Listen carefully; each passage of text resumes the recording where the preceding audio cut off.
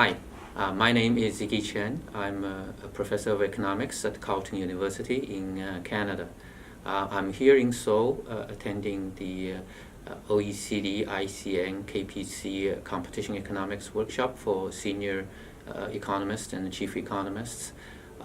Yesterday I presented on the topic of buyer power and economic theory and competition policy. Here I'm going to give a summary of my talk on that topic. My talk started with an observation about the difference between buyer power and the traditional market power, that is market power in the hands of sellers, or sometimes we call monopoly power. So the main difference, an important difference in my view, is that typically we can say that monopoly power would lead to higher prices. However, when it comes to buyer power, we cannot make the same general statement. For example, a common narrative that we hear in association with buyer power is that when a big retailer uses its buyer power to obtain lower wholesale prices from its supplier, it will be able to pass on the savings to consumers in the form of lower retail prices. So according to that narrative, buyer power can actually lead to lower prices and benefit consumers. On the other hand, commentators, economists, and practitioners have also expressed concerns about potential negative consequences of buyer power, things like the possibility of stronger retailers driving out smaller retailers, thus increasing the concentration of the retail market, and also the possibility in the long run of suppliers reduce their investment in innovation because they are not earning as much profits as a result of the retail buyer power. My talk consists of two main parts. In the first part, I presented an overview of economic theory in regards to buyer power issues. And in the second part, I discussed the analytical framework that one could use in competition policy analysis when a competition agency reviews a merger or investigates a potential abuse of dominance cases. So for my first part, the overview of economic theory, I covered three areas. The first one is definition of market power. The second one is the short-run effects of buyer power, and the third one is the long-run effects of buyer power. With regard to the definition, my main point for that part is that it is important to distinguish between the monopsony power and countervailing buyer power. Accordingly, the definition of buyer power needs to be broad enough to capture both types of buyer power. And in that regard, I propose the definition of defining buyer power as the ability of a firm to reduce its purchase price below the normal selling price of a supplier. And the normal selling price could be the competitive price, or the price that would have prevailed in a competitive market.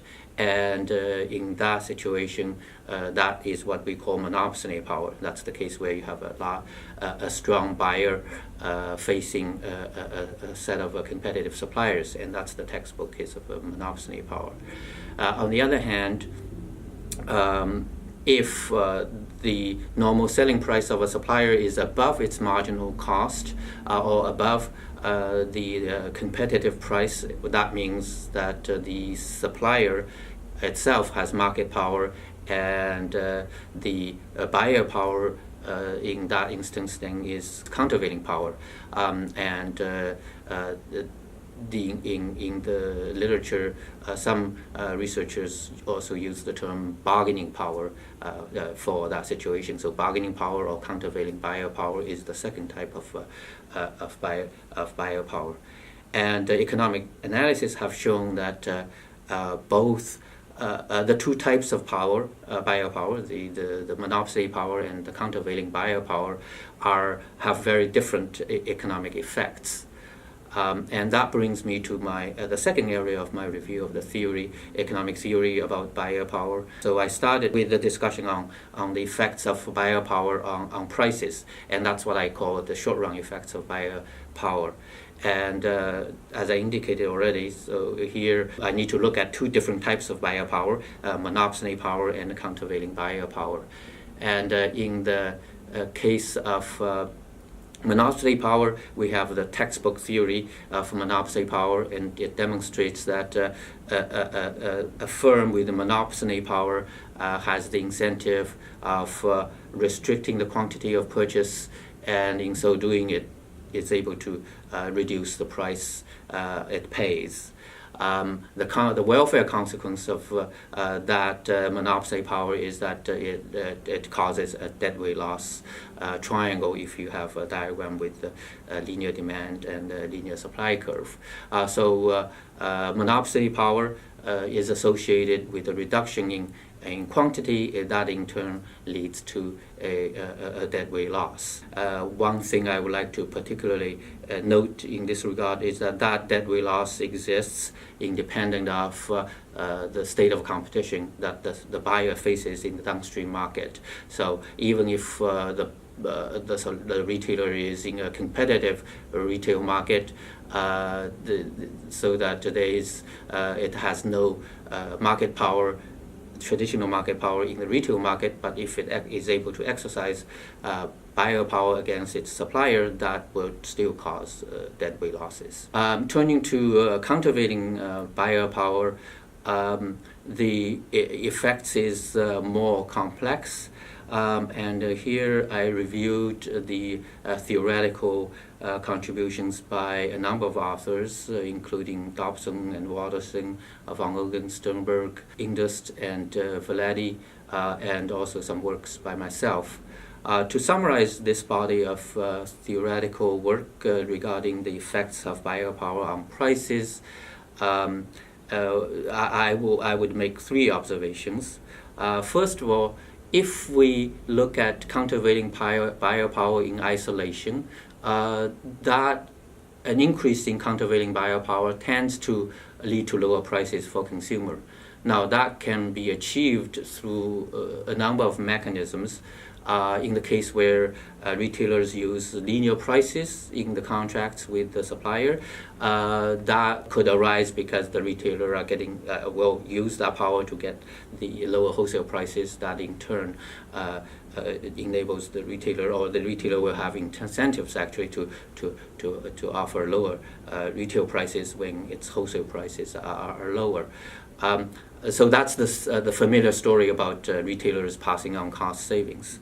On the other hand, if the retailers and the suppliers are using non-linear prices like two-part tariffs or with linear per unit prices plus various fixed fees, then the mechanism that leads to lower prices is different. One possibility is that, as demonstrated in my own work in 2003, the supplier may react or respond to the increased buyer power by shifting sales towards the other competing retailers, and that would produce an effect that leads to lower retail prices.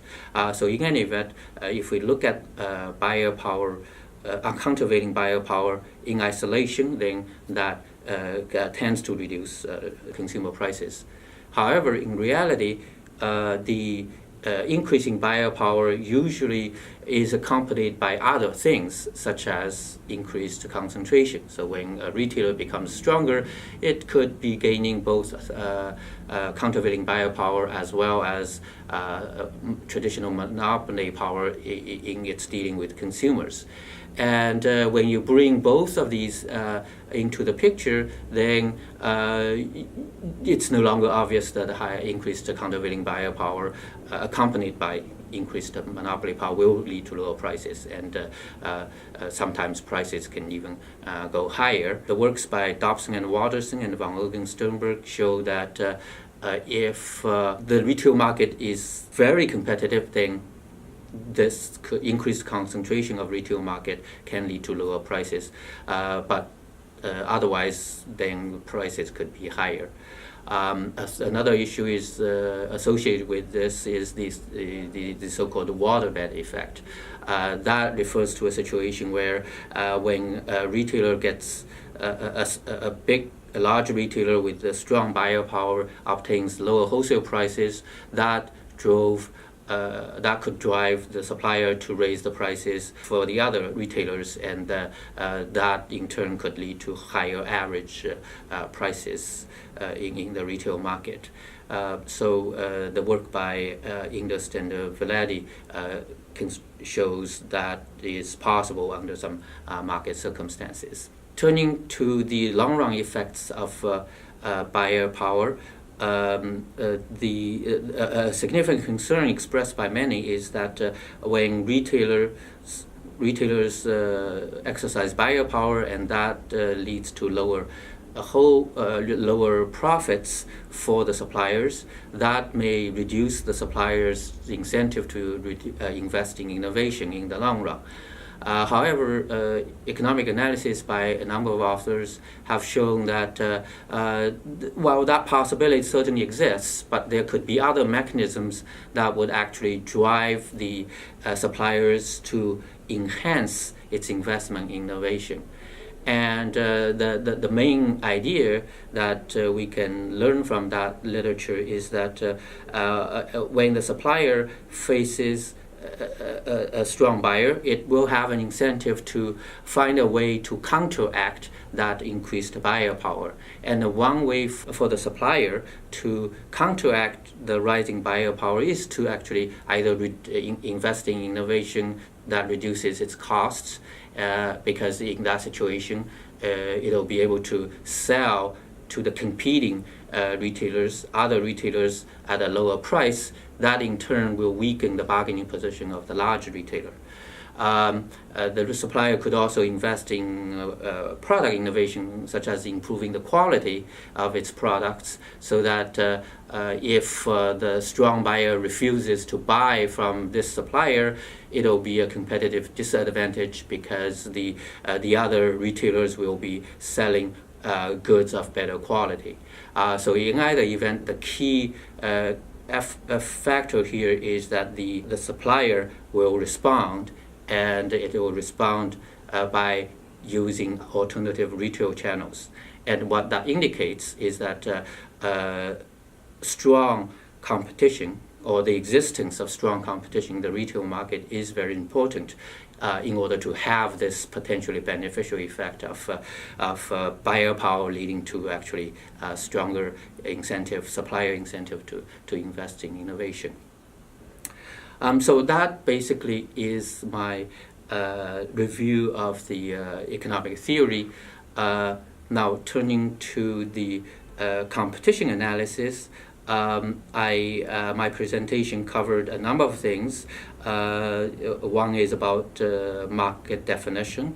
The main point I made there with regard to market definitions in competition cases involving buyer power is that in order to understand the competition effects of buyer power, it is important to take into consideration both the upstream market and the downstream market. So upstream market is where the supplier sells its goods to the retailer, and the downstream market is where the retailer sells to consumers.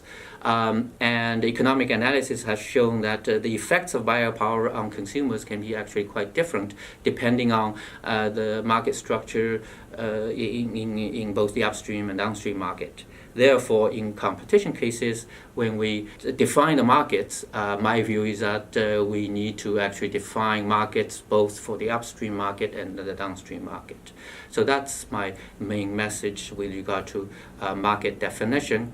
The second point I made with regard to competition analysis is that we should be mindful of the possibility that what appears to be a biopower may not necessarily be biopower, or it may be just a temporary situation because the market maybe is in transition. For example, if you have a market where, due to technological change, the upstream suppliers are in a state of consolidation, and because of economy of scale, maybe there's only fewer suppliers are needed, but in the process of transitioning from an old equilibrium to a new equilibrium, that might confer temporary biopower to the buyers because the existing suppliers are fighting for their survival. So, but if you look at the long run equilibrium, if there are many competing retailers on the buyer side, then really in the long run you don't expect to see biopower to be a factor. So that is the second point I mentioned in my discussion. And third and finally, I proposed a analytical framework for analyzing the competition effects involving biopower. And my framework is basically based on the theories I've reviewed. Two main ingredients in my proposed analytical framework. One is basically the importance of distinguishing between monopsony power and countervailing biopower, and the other important ingredient is the importance of considering both the upstream market and downstream market. Because of the time limit, I won't get into the details of that analytical framework. So just to summarize two important points I would like to make with regard to the economic effects of biopower and also competition analysis involving biopower. The first point is the effects of monopsony power and countervailing biopower are very different. Countervailing biopower is more likely to benefit consumers than monopsony power. Even so, that is not assured. So depending on the specific market conditions, countervailing power could potentially also have other negative consequences that we need to be mindful of. The second point is that in competition analysis, we should consider both upstream market and downstream market. So if we just narrowly focused on the exercise of biopower in the upstream market, we may not get the complete picture of the impact of that biopower on consumers and on economic efficiencies in general. Thank you.